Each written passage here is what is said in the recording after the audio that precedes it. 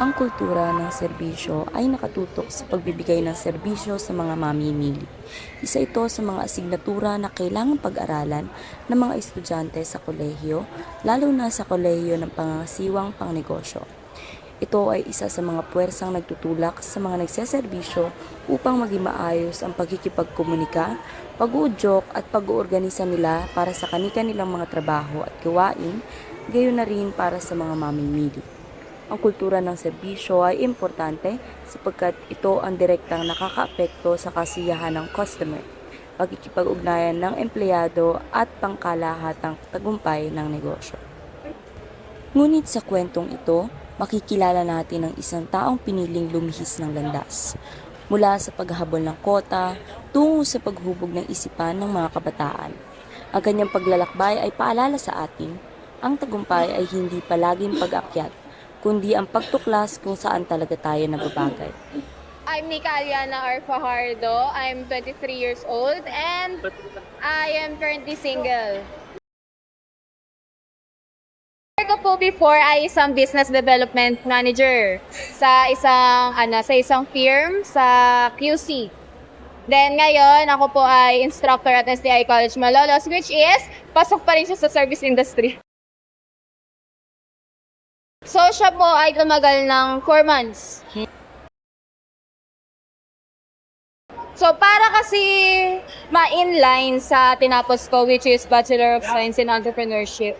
And gusto ko ng ibang environment, ganon, sa service industry ngayon. Dati kasi nasa production ako. May mga karerang nagsisimula sa plano. Kadalasan ay mula sa kursong natapos. Pero para sa kanya, ang pagiging instruktor man ay salungat sa kanyang tinapos na kurso. Ito naman ang kanyang naging panibagong simula. Isang bagong yugto kung saan siya muling maaaring lumago. Ipinapakita ng datos na halos kalahati ng mga modernong guro sa bansa ay mga guro na nasa kanilang pangalawang trabaho. Karamihan sa respondent ng pag-aaral na ito ay mga babaeng nagtapos ng mga kursong may kaugnayan sa negosyo at pamamahala na dating kumikita ng 5,000 hanggang 9,000 piso. Yung pakikipag-usap sa mga tao. Higit pa sa routine o schedule, ang tunay niyang kinagigiliwan ay simple, ang makipag-usap at makapagsilbi sa tao. Ang koneksyon at komunikasyon ang palagi niyang lakas na pinanghahawakan.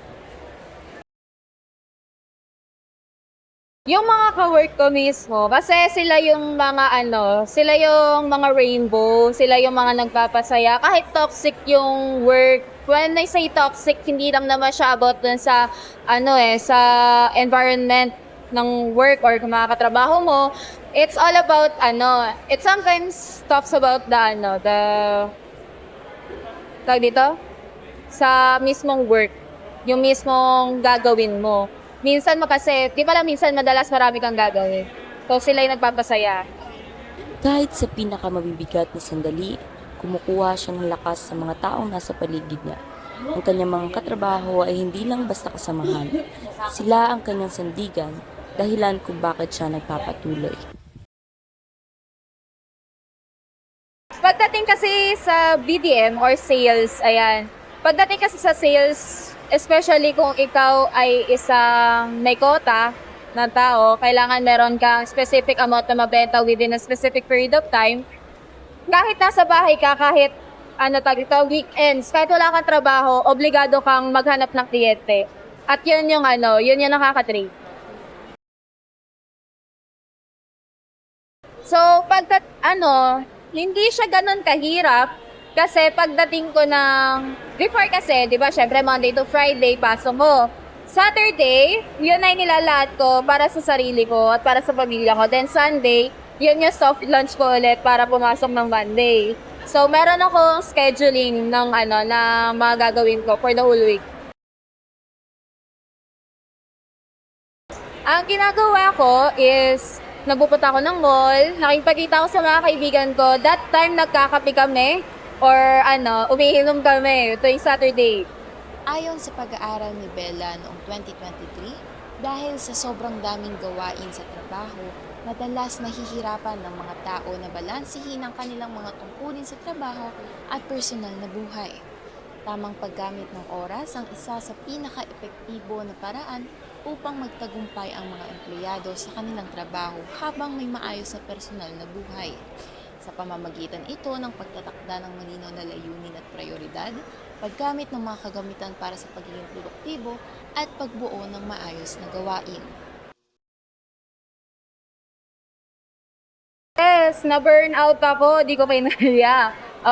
Na-burnout ako, then ano yung ginawa ko para How did you cope po cope? Nag-resign.